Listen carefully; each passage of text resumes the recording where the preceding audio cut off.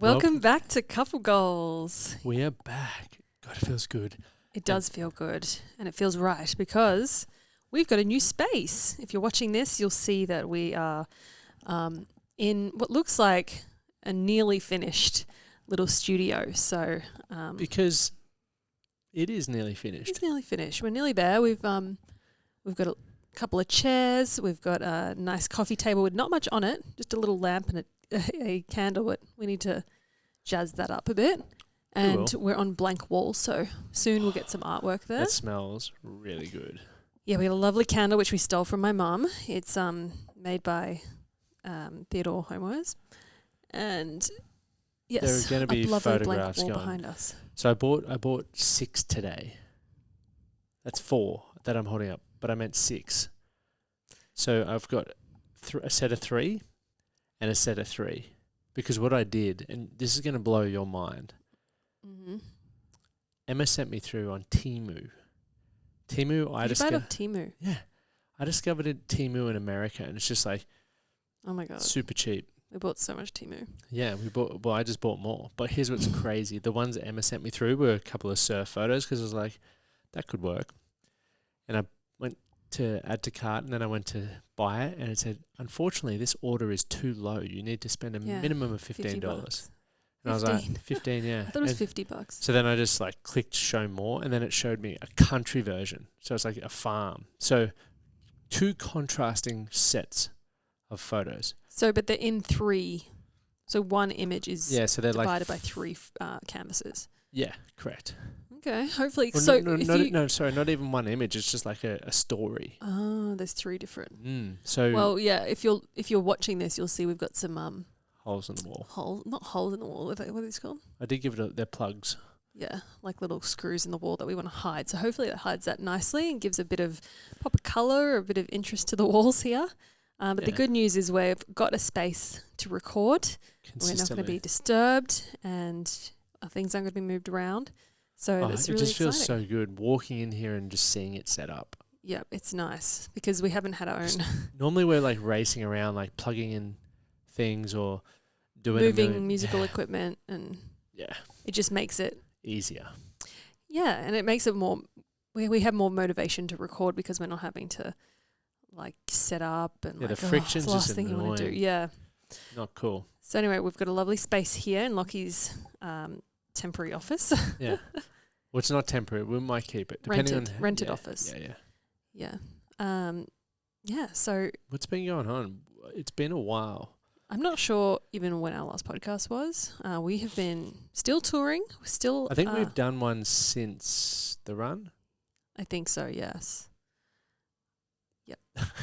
Maybe, I don't know. We should have checked. Should have checked. But what have you been up to since the run?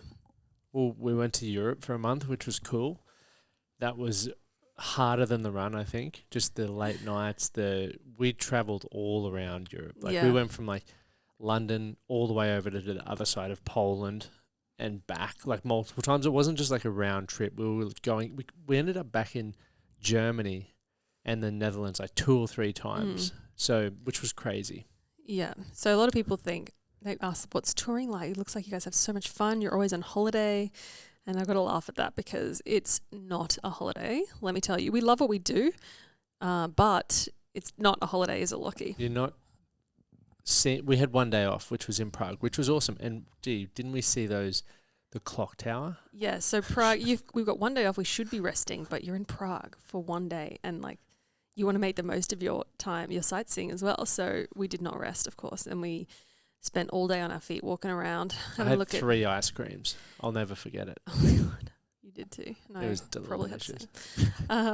Yeah, incredible. That was such a great city to explore. If you're going to go to Europe, I'd recommend Prague. There's so much to do and you can do it quickly as well. Like I don't think we'd need to spend another day there really. No, we got to it. Yeah, we sure did. And that was amazing fun. But then the rest of the time it was just, we'd get on the road early in the morning. You drive to the city that you're playing in. You unload. You do sound check. You get ready. You do VIP experience, which is lots of fun. And then you have dinner. and then it's showtime. And then you pack down, get in the van, and you're driving at least 2 hours, halfway to the next city, and then you rinse and repeat. And that gets exhausting. I think I just got shivers thinking about it, like how Late much nights, I hate early that. starts. You just can't even explain it to people how grueling it is. The coffee's not good. Normally, like if you have a poor sleep, like even yesterday, I was hungover yesterday. And which is very unusual for you. It's super unusual. I don't know how it happened. But it got to 1 p.m. and we were laying on the couch and I was like, I haven't had a coffee yet because I saw it on the movie we were watching. And that just triggered me to go, I need to go get a coffee. And it's good coffee. You know that it's just going to be like the moment that it hits your lips, just warms the body. And you're like, and all is right in the world. That was great. But when you get the coffee in Europe after like 3 hours sleep, it's like drinking from a dirty ashtray. You're just like, trying to get the caffeine. But how do you think I felt? I'm off caffeine completely. Why are you off caffeine? Off alcohol. So I did that. I really raw dogged that tour. So did.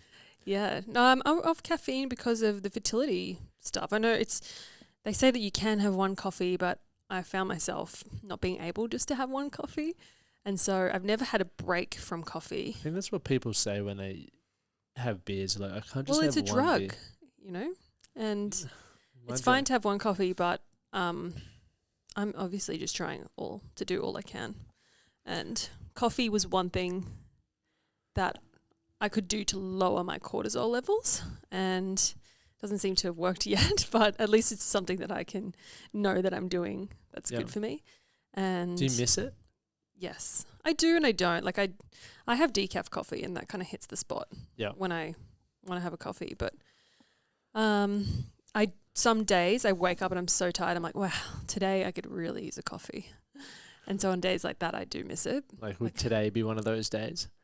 Yes, because you woke me up not once at 4 a.m., not twice at 6 a.m., but 3 times at 8 a.m. 7 a.m. 7 a.m. Amy sleeps with earplugs in and still gets woken up. It baffles me. Like I tiptoe like no tomorrow, and I open the door. Like I'll spend nearly 10 minutes. It's like someone trying to open a vault to a bank with a drill, like real quietly. I'm pushing the door handle down, but pulling it against the I can't remember the lock name. of the hinge. Yeah, just so it doesn't pop, and then it opens, and then you're like, okay, slide, and then it gets maybe half or 2 feet around, and then you hear it go. I'm like, and then Amy doesn't like what a normal person would do if they get woken up and they're feeling tired. They would just know that I've been woken, but Amy wants it to be known, so she'll pull her eye mask up, roll over, and go. And I'm like, I know, I didn't mean to. And I know, go back to sleep. And then because she's made the extra effort to pull the eye mask off and roll over, it's like now she's awake. Yeah, because the sun's up. Oh, it's so means annoying. You should be up. I still want you to use your Whoop band to do I did use it. Yeah, but how come your noisy alarm goes off as well? Because I slept through my Whoop the other day. Remember? Oh. Anyway, I guess this is preparing me for having a baby. Exactly. Waking up at all hours. So what's the latest? Where are you up to? The latest on fertility? Yeah, or where are we up to? I'd like a little update. So I know for everyone listening, I'm not just like, I'm asking for you guys for the. So we're on round 2 of IVF, and if you follow us on Instagram, you'd be up to date. We did another egg retrieval, which I got 9 eggs. We got 9 eggs. Well, they're my eggs. I had to go under surgery. So I had to go and cup. I donated 9 eggs to the cause. And I donated like 1 million sperm. Lachie donated 1 million sperm. And we got 3 embryos. So Blastocytes, aren't they called? Blastocysts. Blastocysts. So that's a 5-day embryo, or when it starts to grow from, like when the sperm and the egg fuse, and then it starts to develop, and they continue to grow. They grow into a blastocyst, which is the stage they freeze them. So yeah, we've got 3 on ice, which is great. It's great news. I mean, you always hope for more, no matter how many you have, I'm sure. It's better than one. We got one the first time. And not saying one's still awesome, but obviously if you get more than you got last time, that's a win. Yeah, because it's obviously more chance and less likely that you go and have to do another egg retrieval, which is, in my opinion, the hard part. Yeah, it's pretty brutal. So, and it's such a long process between, like, there's so much waiting in IVF. It's just insane. Drives me crazy. Teaching you patience. Sure is. But it is one of those things where you just feel... I feel like this round we're not as stressed. I feel like the first round we were waiting for... Even though I wasn't here, it didn't go to plan. So if you listen to previous episodes, I ovulated before the procedure. So that's not good. Which is why, because I had like 17 eggs that we should have got, ended up with 5, which turned into 1 blastocyst. So obviously that's devastating, having paid all that money, going through the hormones, going through the surgery, to wake up and hear that it's didn't go very well. And then you've just got one precious embryo that you're banking on and praying goes well. And then when it doesn't, it is devastating. But this time, also because I wasn't touring during this time, which is taken a lot of stress off, but also means that now we've got 3. I don't know. I just feel like it's going to happen this time. In those 3, there's going to be a baby, right? And then you'll see Amy's eyes hanging out of her head when she actually has one. Not getting any sleep. Well, you'll do the morning shift. I'll do the night shift. Doesn't take much to wake you. But remember, like midnight ticks over to the morning, so you know. I ain't doing that. We'll figure it out. Yeah, we will figure it out. And anything else coming up? We're looking for a house at the moment. We are. We need to figure out where we're going to live. We're taking a pause in the USA in terms of living there. I don't know. It's all up in the air. We don't know. But for now, we're still touring a lot, so it's hard to like base ourselves in one spot. We're definitely going back to the US at some stage for a tour. We had to cancel the most recent one due to unforeseen budget issues. Yeah, we don't need to talk about that. We don't need to go into that. But anyway, unfortunately, it wasn't going to happen. And basically, the whole tour would probably have sent us broke, if not nearly broke. So, yeah, there were a few things that happened behind the scenes that just were unavoidable. And yeah, anyway, it was a real shame. And obviously, we're really devastated because we have fans that had bought tickets and obviously, we even had flights to come over, like we were ready to go. And anyway, the road got pulled from us. You were actually meant to be flying today. Oh, really? Yeah. Jeez. So anyway, sorry to our US fans. We are devastated that happened. We're very sorry. And we're looking at ways to rectify that and also tour more sustainably because it's not just us. It's happening for a lot of artists. Touring is getting astronomical. I mean, if you look at hiring a bus in the USA, if you want to tour in a tour bus with a driver, it's something like $200K for 12 weeks. Yeah. Like, who has a spare $200K? We don't have a label, like it's all us paying. Yeah. Well, who would want to spend $200K for 12 weeks? I'd rather do like fly business, like first class, and do a holiday. Of course. But yeah, so we would have been doing all the driving, which is we were prepared to do. We've done it in the past, but it's also like exhausting because George and you weren't coming on this one, so George would have done basically all of the driving. You would have been knackered. Yeah, and he is prone to getting sick on tour, and yeah, that's not sustainable either. So anyway, we need to work out how we're going to make it work and how to get back there because obviously we've got a huge fan base there, and we need to figure it out ASAP. But also, for the meantime, we're going to write and release some songs because I think that's where we're probably due for a release, and so which means we're going to be in Australia for a little bit. And yeah, so we are looking for somewhere to live because right now we're living with my mum, which has been lovely, but it's time for our own space, I think. I've been pushing for Toowoomba for a little bit, just for new experience, Nashville, Toowoomba, same. Mm-hmm. I'm not sold on Toowoomba. Went to the PBR on Saturday night, which was the professional bull This is why riding. you were hungover. This was very similar to the one we saw in Nashville. They even prayed. I was saying to the lads, I was like, when we were in America, we did this. They did the national anthem and then they said a prayer, and I was like, do you reckon they'll do that here? They're like, nah, we don't do that here. Next minute, Really? prayer. Interesting. Was it run by Australians? No, Americans. It's like that. Well. But they're just like, watch over these crazy men, yada, yada, yada. I was like, fair play. I wouldn't want to be getting kicked by a bull. I know, but that's not God's fault. That's their fault for putting themselves in that Wonder situation. how bull riding started. I mean, probably not a lot to do back in the day. So you ride a horse and then you ride a bull and you realise that it bucks. Yeah. Easy way to gamble. I don't know. Look into it. Straight into gambling. What story you got for us this week, Sue? Okay. Let's see what we got. I have a story which I think you're going to like, and we'll have a lot to say about. In a good way or a bad way? Oh, we'll see.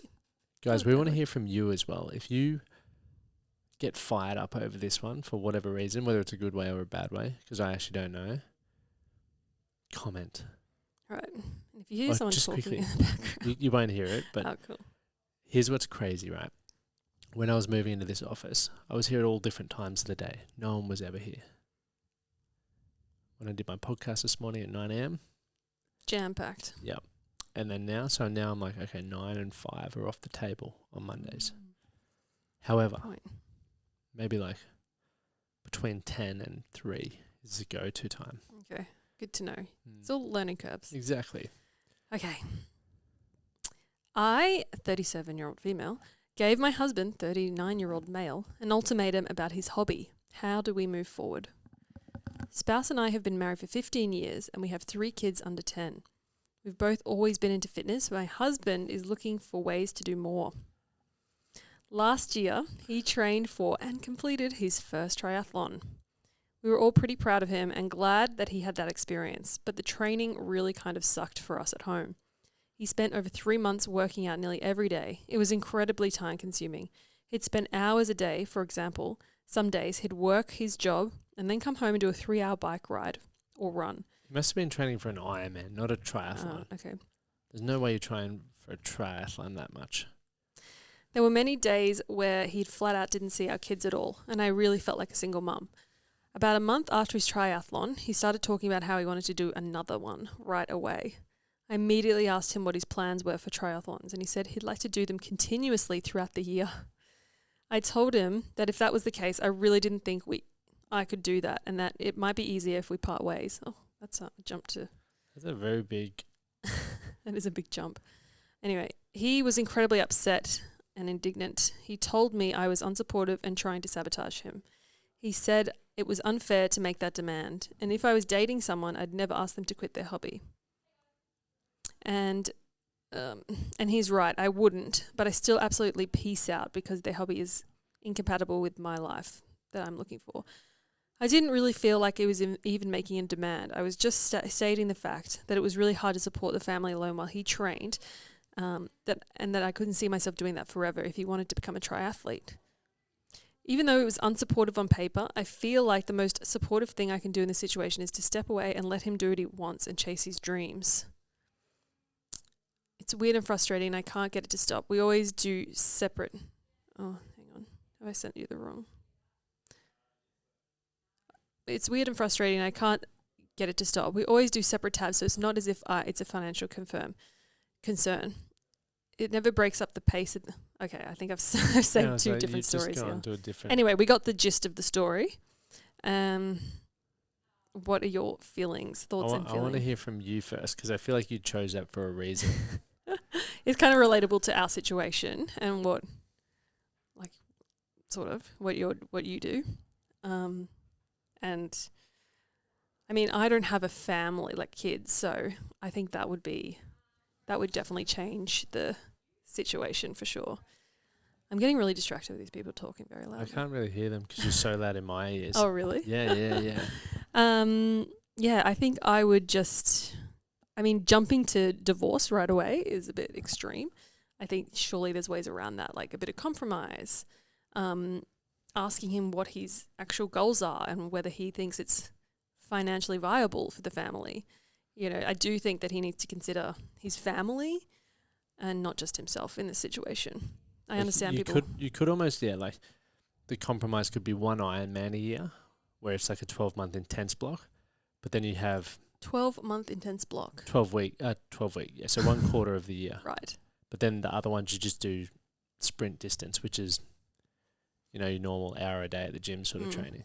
And so that still allows you to build so you don't have to train as hard. Yeah, I feel like there's compromise here where he can still do what he loves, but it's not good when you're spending whole days away from your family. It also depends on, like, our situation's different because, like, I can train throughout the day. Like, I trained twice today. I trained at 4:30 a.m. So I get up early. Obviously, we don't have kids, but like I train at 4:30 a.m. Then I went to the gym at 2. So it's like still within the work day, and like I'll go home after this. Yeah. See, I think that's important for me is like, of course, on the off chance you have to work late, and I have to work late sometimes, but I love having dinner together and having that that evening time where we're not working. And I think it's fair to have to set boundaries around your partner if he doesn't want to spend that time with your family, don't you think? Yeah. Well, surely he'd want to as well. Like, yeah, you think he'd just want to see his I think kids. there's a conversation that hasn't been had and she's just jumped the gate and run. Yeah, or is there a conversation, like, is there some deeper issues there where he's avoiding his responsibilities because, I don't know, of another reason. So definitely something to look into. What do you guys reckon? Comment below. Give us some feedback. Yeah. Do we have anything else or should we wrap up? Because they are getting louder, aren't they? They are getting louder. I don't know what they're doing out there. I think Pilates. Oh, no, it's a Pilates class next door. I also just noticed that my desk is not level. No, so I told you that. I know what to do. I know what to do. Screw the things. But anyway. Handy, Amy. We'll call it a day, I reckon. All right. Well, it's good to be back, you guys. Don't forget to leave us some comments. Like, share, subscribe.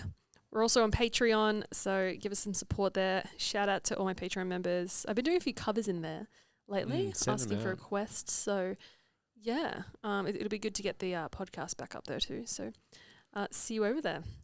Hooroo. Hooroo.